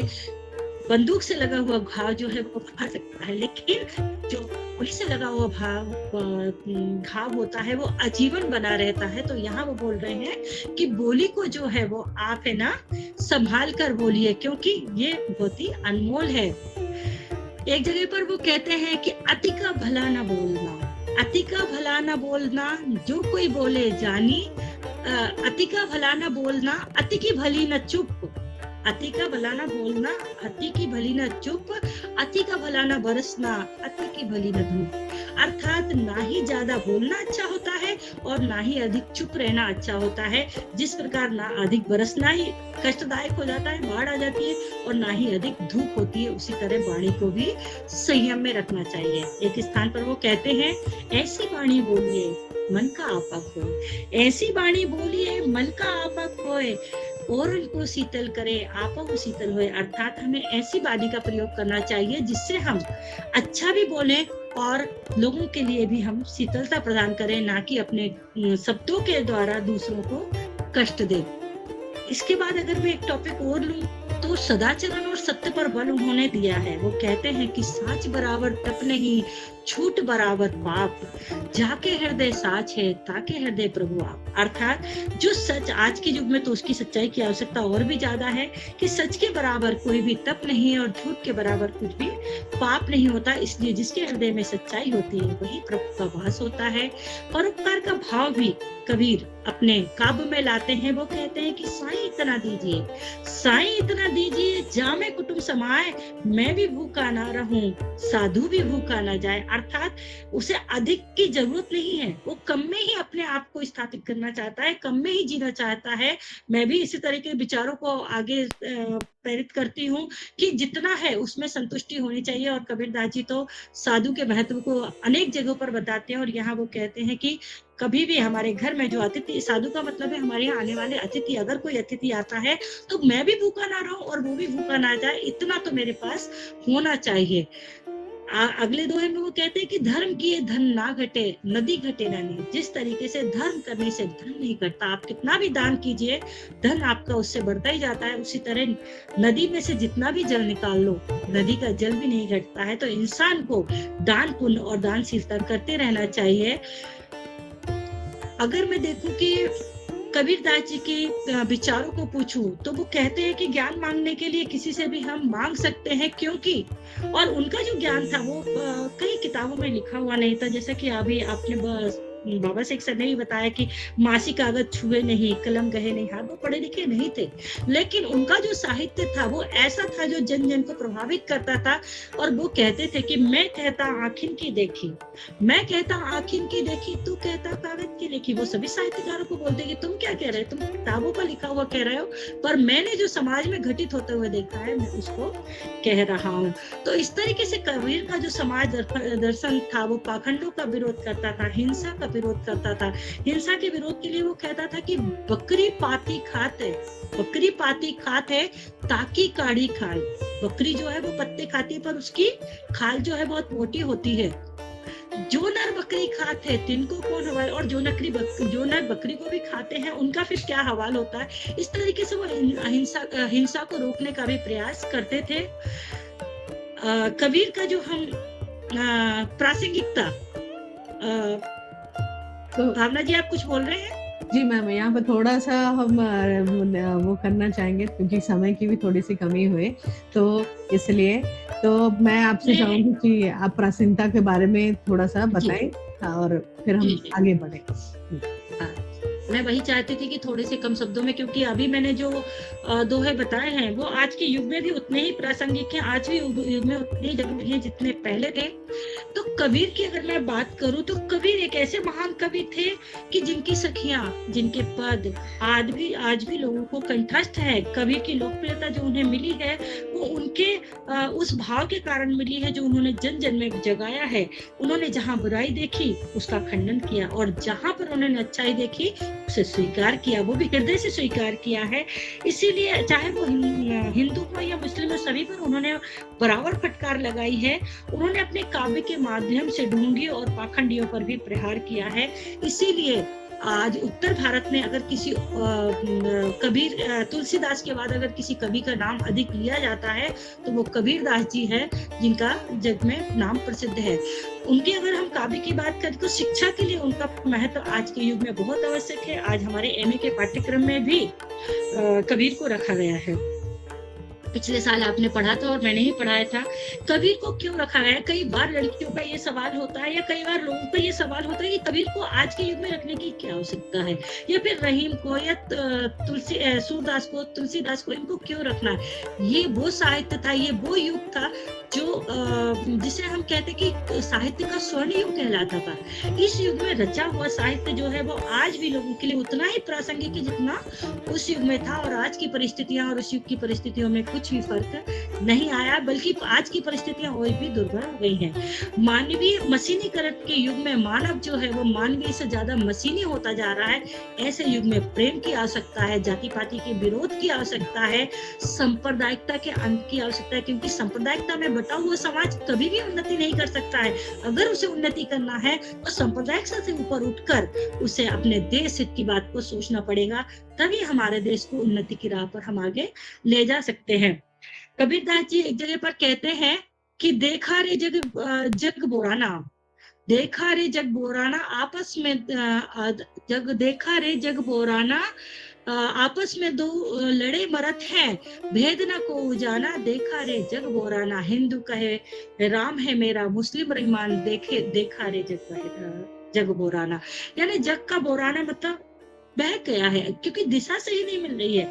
आज समाज को एक आवश्यकता है कबीर जैसे एक ऐसे प्रतिनिधि कवि की, या एक ऐसे युग नायक की जो समाज में एक परिवर्तन ला सके, क्योंकि समाज किस दिशा में जा रहा है इसके ऊपर हमें देखने की आवश्यकता है। आज हमारे बच्चों को हमें कबीर के दोहे सुनाना चाहिए। हमारे बच्चों को अगर हम कबीर के दोहे सुनाते हैं तो मानवीयता के लिए वो एक बड़ा कदम होगा। और कोई अलग तो है नहीं है, वो कहते हैं कि एक ज्योत से सब उपजे, को ब्राह्मण को शूद्र।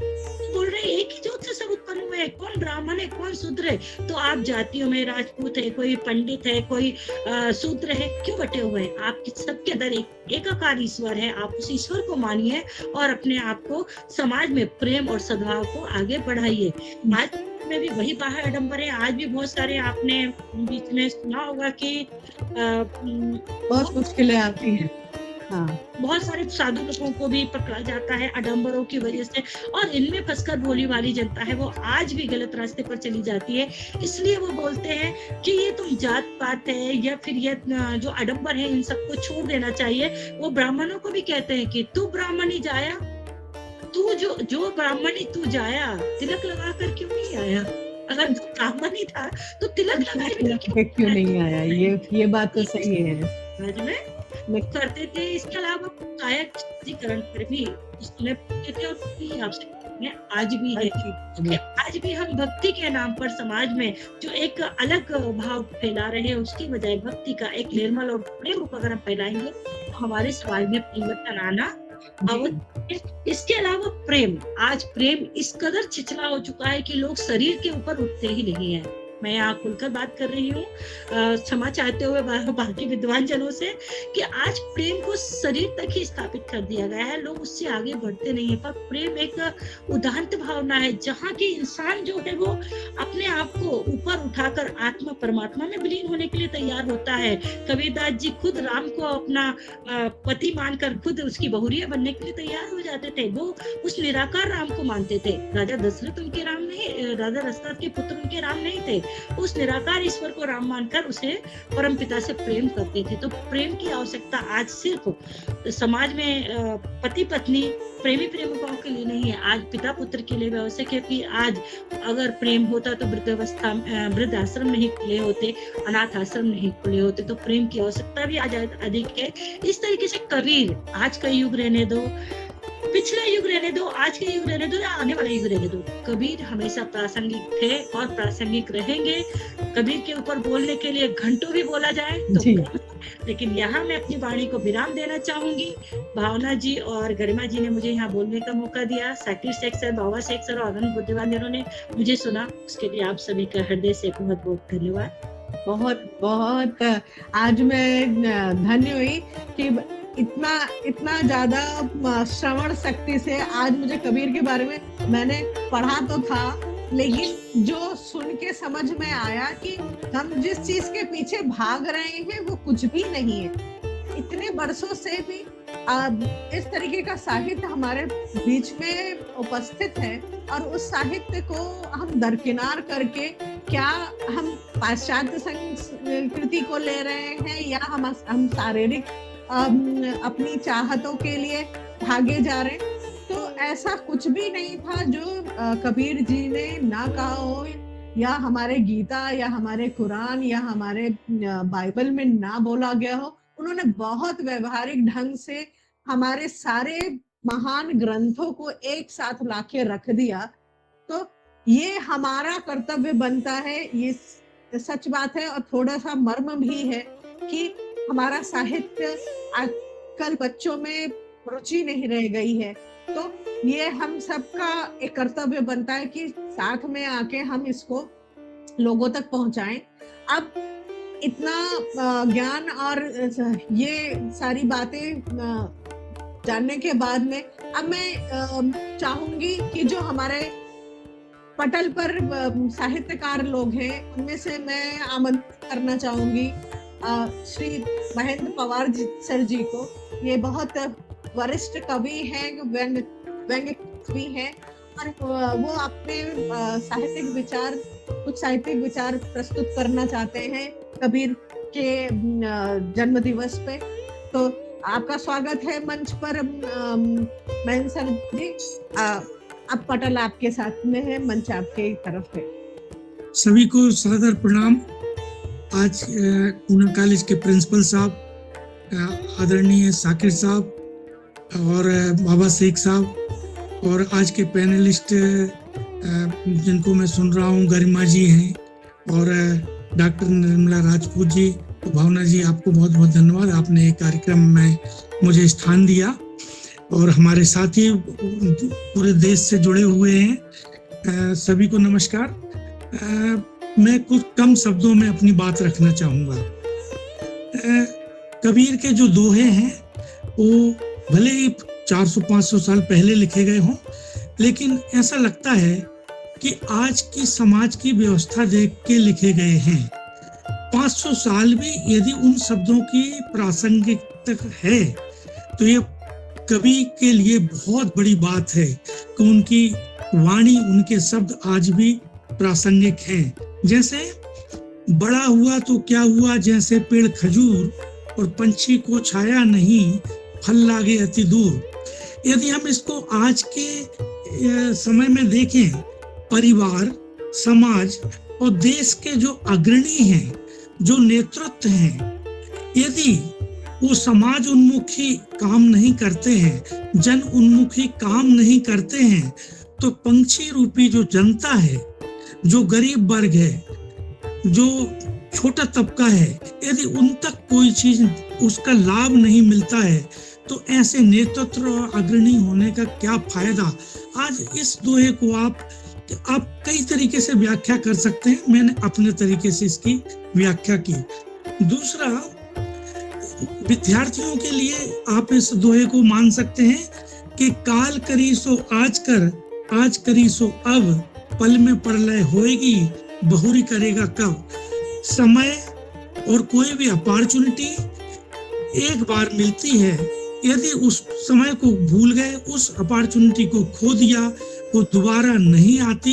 ये बहुत अच्छे एक दोहे में उन्होंने पूरे विद्यार्थियों को बोलिए या हमारे लिए भी बोलिए कि जो भी हमारे लिए अपॉर्चुनिटी आती है उसका सदुपयोग सही समय पे कर लेना चाहिए, नहीं तो वो मौका बारंबार नहीं मिलता है। अंत में एक कुछ 4-5 लाइनों से मैं जो उनका परिचय और निचोड़ है वो आपके सामने रख के विदा लेता हूँ कि 15वीं सदी के रहस्यवादी कविराज कबीर, 15वीं सदी के रहस्यवादी कविराज कबीर, लहर तारा ताल काशी में जन्मे बाल कबीर। जीवन बीता काशी में मगरहा तरे कबीर, जीवन बीता काशी में मगरहा तरे कबीर, और रामानंद को गुरु बनाकर बने भक्त कबीर। ये उनकी जिंदगी का हो गया। अब उनकी शिक्षा देखिए कि मानव धर्म सबसे बड़ा कहे गए संत कबीर। सभी ने इस बात पे जोर दिया है कि मानव धर्म सबसे बड़ा कहे गए संत कबीर, आडंबरों के पुरजोर विरोधी महासंत कबीर। पाखंडियों पर प्रहार करते संत कबीर, पाखंडियों पर प्रहार करते संत कबीर, और कुरीतियों के जड़ झकझोरते संत कबीर। धर्म समाज पे लिखा, बताएं आत्मा परमात्मा का राज।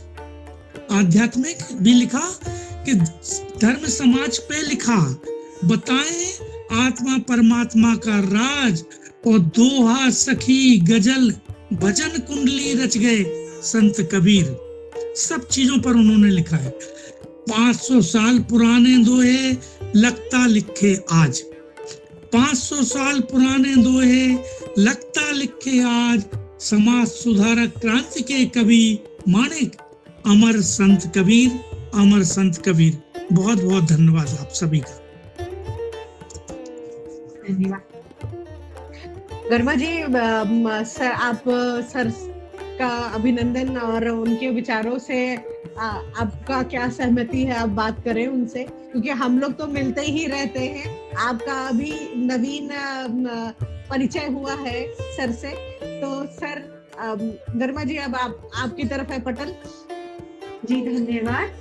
महेंद्र जी ने बहुत अच्छी बात कही हमसे, और आज तो कबीर दास के बारे में और संत कबीर ने जो उनके दोहे में कहना चाहते थे वो सब कुछ जानने को मिल रहा है। कुछ ऐसे बोल सकते हैं काफी पहले पढ़े थे, अब वापिस से दोहराया जा रहा है। जीवन में अमल करने की आशा करते हैं और कोशिश भी करते हैं, पर कई बार फेल भी हो जाते हैं। बट इस तरह के कार्यक्रम में हम वो चीजें वापस से याद दिलाते हैं। कई बार लोगों को चीजें पढ़ी होती है मगर अमल में लाने के लिए उन्हें दोहराना पड़ता है। तो आज जिस तरीके से डॉक्टर निर्मला जी ने दोहे पढ़े, ऐसा लगा था कबीर दास जी ही सामने से पढ़ रहे हैं, और काफी अच्छे तरीके से उन्होंने बहुत सरलता से और कई अच्छे शब्दों के साथ प्रस्तुत किया। धन्यवाद Nirmala ji. Iqbal Shaikh sir, principal of Poona college, उन्होंने वक्त निकाल के हमें ज्वाइन किया, और जो ये पहल है भारतीय इतिहास साहित्य कॉलेज की इस प्रयास तो काफी अच्छा प्रयास करे और हमें भी शामिल किया, उसके लिए मैं अपनी तरफ से और माता जी की तरफ से धन्यवाद देना चाहूँगी। उन्होंने वक्त निकाला। शकीर शेख सर, बाबा सर, आप सभी ने बहुत ही अच्छी तरीके से हमें कबीर दास जी के जीवन के बारे में बताया। जो आजकल की जो पीढ़ी है वो वक्त निकाल के उन विषय उस इतिहास को याद नहीं करना चाहती, क्योंकि सामने कई सारी चीजें हैं जो बहुत सारी टेक्नोलॉजी और इन सब में इतने खो गए हैं कि जो जीवन का मूल जो कह सकते हैं एक लाइफ स्टाइल रहती है, उसे किस तरीके से जीना चाहिए।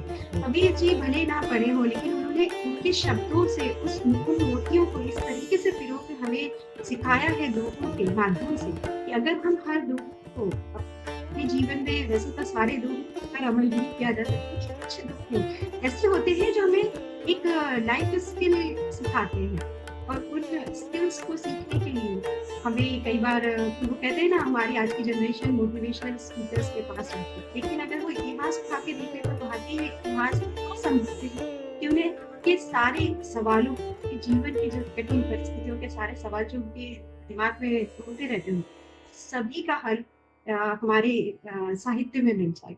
तो कहीं ना कहीं हम प्रयास करते हैं अपने स्किल को बताने के लिए, इसीलिए ताकि आज की जनरेशन को हम बता सकें कि हमारे पास ये जो 500 साल पुराना साहित्य है, या इससे भी कई सालों पुराना जो साहित्य है, इतिहास, वो बहुत समृद्ध है और बहुत सक्षम है आज की परिस्थिति, आज के वातावरण में, और हमारे जीवन को अच्छी तरीके से हम किस तरीके से जी सके उसे सिखाने। सो आप सभी का धन्यवाद। और भावना जी, आपने भी बहुत अच्छी तरीके से मंच का संचालन किया। आप सभी का बहुत बहुत शुक्रिया। मैं एक बार फिर से पैनलिस्ट से जानना चाहूंगी, अगर किसी को विचार व्यक्त करने हैं तो आप विचार को व्यक्त कर सकते। मैं यहाँ पे एक हमारे एक बहुत वरिष्ठ कवि है, मैं उनसे अब सभी के जो विचार है उनसे मैं जानना चाहूंगी कि वो क्या कहना चाहते हैं, क्योंकि वो वाराणसी से संबंध रखते हैं, वो उत्तर भारत से संबंध रखते हैं। तो मैं हमारे पास में 5 मिनट का समय है, तो मैं चाहूंगी कि श्री नंद कुमार मिश्रा जी अपने भाव व्यक्त करें कि ये जो संचालन हुआ है और आज की पीढ़ी और उस समय की पीढ़ी, और क्योंकि बहुत वरिष्ठ कवि हैं, तो मैं उनके विचार जानना चाहूंगी, क्योंकि उन्होंने भोजपुरी, मैथिली, उत्तर भारत की बहुत सी ऋतुएं देखी हैं उन्होंने। तो मैं उनका स्वागत करना चाहूंगी।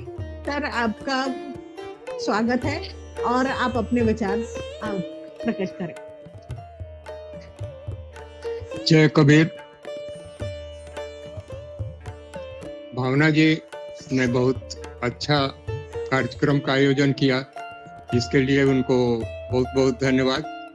गरिमा जी और निर्मला जी को हम लोगों ने सुना, शेख साहब को सुना, महेंद्र पवार जी ने कहा, सभी वक्ताओं ने बहुत विद्वत्तापूर्ण कबीर के बारे में बातें कह दी हैं और वो लगभग सारी बातें हो गई हैं।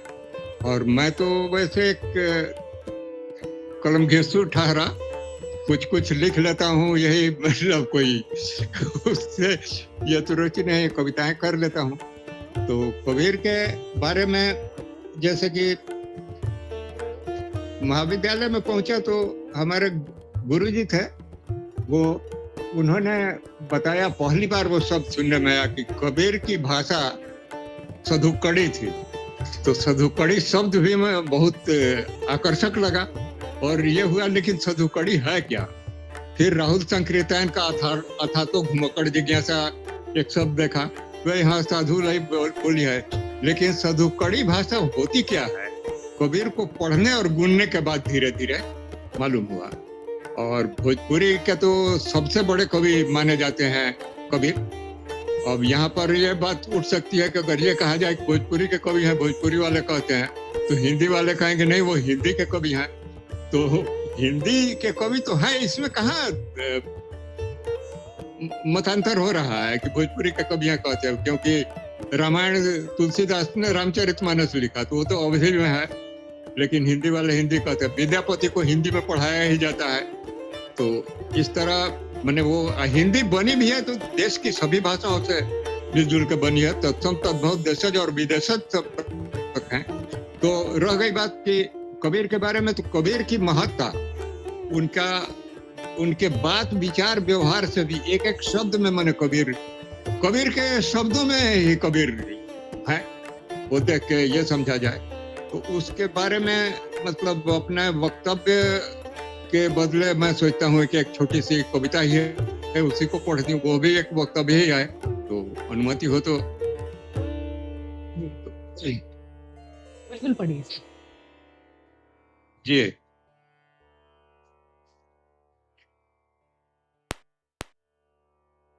सधुकड़ी भाषा भाखा, सधुकड़ी भाखा कबीर के गुरुजी हमरा समझौनी। सधुकड़ी भाखा कबीर के गुरुजी हमरा समझौनी, बाकिर पढ़नी गुननी तब्बे बात समझ हम पौनी।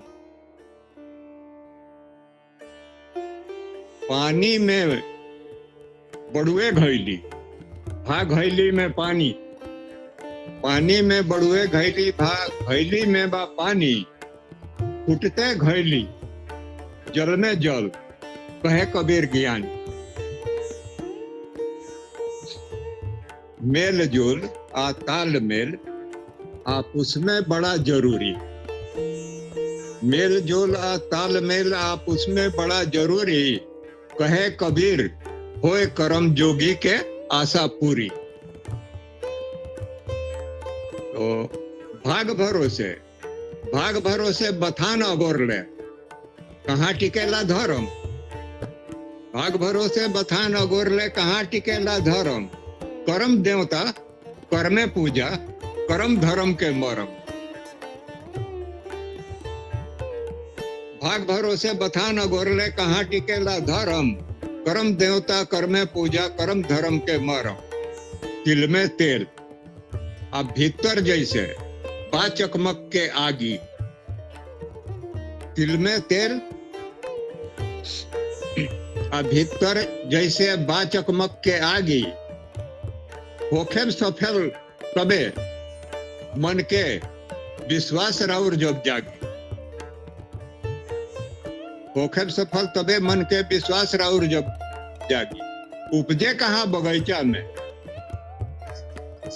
कि और न हाट बिकाए, उपजे कहाँ बगीचा में ये और न हाट बिगाए।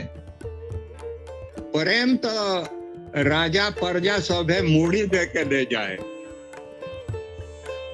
माथा दे के ले जाए।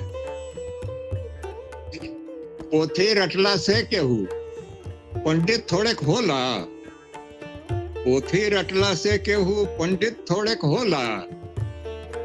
प्रेम अढ़ाई अक्षर के समझे, प्रेम अढ़ाई अक्षर के समझे सगरी टोला। आगी जाड़ में, आगी जाड़ में अमृत जैसे भोजन में बा खीर, सब कवियन के, सब कवियन संतन से ऊपर अनपढ़ दास कबीर। आगी जाड़ में अमृत जैसे भोजन में बा खीर, सब कवियन से ऊपर, सब कवियन संतन से ऊपर अनपढ़ दास कबीर। जय कबीर। तो आज इतना ही।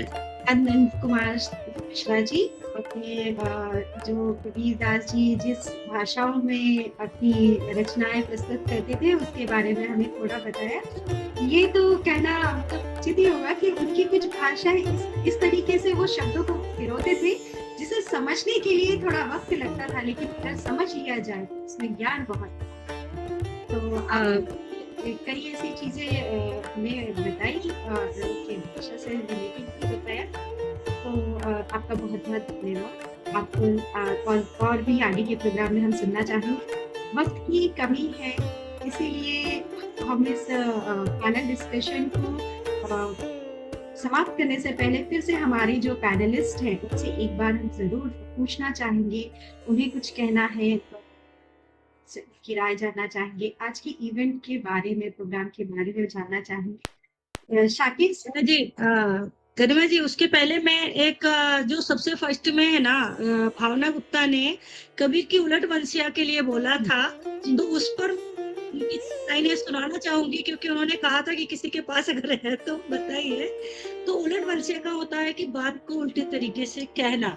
तो उनका एक बहुत ही अच्छे पंक्तियां हैं कि देख दिख जिया अचरज होई, देख देख जिया अचरज होई, ये पद पूछे बिरला कोई, ये पद बूझे बिरला कोई, धरती उल्टी आकाशे जाए, धरती उल्टी आकाशे जाए, टूटी समाए, बिन पावन सो पर्वत उड़े। पावन का मतलब हवा की तरह पर्वत उड़ रहे हैं। जीव जंतु सब वृक्षा चढ़े, जीव जंतु जो है, जो जानवर भी है वो भी वृक्षों पर चढ़ रहे हैं। सूखे सरवर उठे हिलोरे, बिनु जल चकवा करत किलोरे। बैठा पंडित पढ़े कुरान, बैठा पंडित पढ़े कुरान, बिन देखे का करत बखान। कहा है कबीर ये पद को जान, सोई संत सदा परवान, सोई संत सदा परवान। ये मैंने भावना जी के लिए पढ़ा है। धन्यवाद। बहुत धन्यवाद मैम, क्योंकि मैं जब एग्जाम की तैयारी कर रही थी तो उलट बासियां मैंने यूट्यूब पे देखा था, तो मैंने कहा था कि जरूर इस पे एक बिंदु रखेंगे। तो आज का जो ये हमारा ये कार्यक्रम था, तो इसमें मैं एक मिनट भावना जी, एक मुझे भी कबीर की कही हुई बात याद आई उलटवासी। जी जी। बरसे कमर भीजे पानी, कबीर दास के उल्टा बात। ऐसे गांव देहात में लोग इसको पूरा करते थे, आपको बोलते थे। जी धन्यवाद। जी सर। तो मैं अभी साकिर सर से निवेदन करूंगी कि आज के इस कार्यक्रम के बारे में अपनी समीक्षा रखें। जी जी मैडम, सबसे पहले तो ये कहना चाहूँगा कि आपने और गरिमा जी ने मिलकर जो कम से कम समय में जो कबीर जयंती का कार्यक्रम रखा, ऐसे इस तरह से कार्यक्रम होते रहना चाहिए ताकि हमारे कुछ छात्र भी हमारे साथ जुड़े हुए हैं, बहुत सारे विद्वान जुड़े हुए, इस तरह से चर्चा होनी चाहिए, हम उनके विचारों से भी अवगत होते हैं।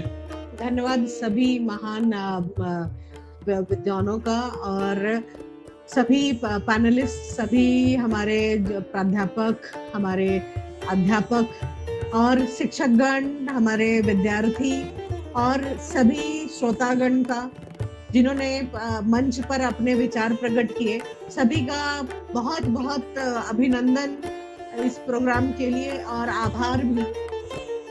कबीर जयंती पर सबको बधाइयां देते हुए अपने साहित्य का सम्मान, अपनी भाषाओं का सम्मान, अपनी प्रजातियों का सम्मान और मानवता का सम्मान, सर्वधर्म और सर्वभाषा सर्वोपरि का एक ये प्रण मैं लेते हुए और आप लोगों से निवेदन करते हुए कि हम अपने बच्चों को और आगे भी यही चीज का प्रवाह बनाए रखे। मैं गर्मा जी को मंच पर आमंत्रित करती हूँ कि अब वो इसका समापन करें और जल्द ही मिलने का अनाउंसमेंट करें। जी धन्यवाद। वाकई ही आज जितनी सारी बातें जानने को मिली है, 1 घंटे का निकाला था, 2 घंटे होने आए हैं। कहते हैं जब इतने विद्वान साथ में मिल जाते हैं तो समय का पता नहीं चला, वाकई समय का पता नहीं चला। बहुत बातें हैं जो हमें एक दूसरे को बतानी है, बहुत सारे ज्ञान है जिसे पाना है, और कई सारी चीजें हैं जो अभी अधूरी रहेगी बातचीत में। उस समय की सीमा के कारण हम सामने नहीं ला पाए। तो जरूर आपसे वादा करते हैं कि इसी तरह के प्रोग्राम हम करते रहेंगे, सभी संतों को हम याद करते रहेंगे, उनके बारे में जानते रहेंगे, और इसी माध्यम से लोगों को भी, आज की जनरेशन के पास भी हम ये उन्हें वीडियो और YouTube video, Facebook page, Instagram के माध्यम से हम तक ये बात पहुंचाते रहेंगे। तो जिस तरीके से संत कबीर जी आपको देखिए बातें बताया करते थे, तो आजकल हमें भी जानना देखना है कि हमारे आसपास टेक्नोलॉजी का जमाना है। तो अब हम ये ऑनलाइन प्लेटफॉर्म का यूज करते हुए पूरे भारतवर्ष से, अलग अलग जगह से आप लोगों ने ज्वाइन करा, तो हम दोनों तक पहुंचना चाहेंगे इसी टेक्नोलॉजी के माध्यम से, ताकि हम ये अपने जो मिशन है, अपने साहित्य को बढ़ावा देने को, वो तक पहुंच सके। तो आप सभी हमारे Insta page, Facebook page, YouTube channel को सब्सक्राइब करें और फॉलो करें, और डेफिनेटली जुड़े रहिए इसी तरीके से। और आगे के कार्यक्रम में हम फिर से पुनः मिलेंगे। मैं फिर से पूना कॉलेज के Iqbal sir, principal Iqbal sir का धन्यवाद करती हूँ, बाबा सर का धन्यवाद करना चाहूँगी, हमारे पैनलिस्ट डॉक्टर शकील सर का धन्यवाद करना चाहूँगी, निर्मला जी का धन्यवाद करना चाहूँगी, जो उन्होंने अपने बिजी स्केड्यूल पर से भी वक्त निकाल कर, अपनी व्यस्त दिनचर्या में से वक्त निकाल के हमें आज के प्रोग्राम में शामिल होने के लिए वक्त निकाला, और हमें इतना ज्ञान भी दिया। आप सभी का बहुत बहुत धन्यवाद। फिर से मिलने की आशा करते हैं, और आप सभी से विदा चाहते हैं। धन्यवाद।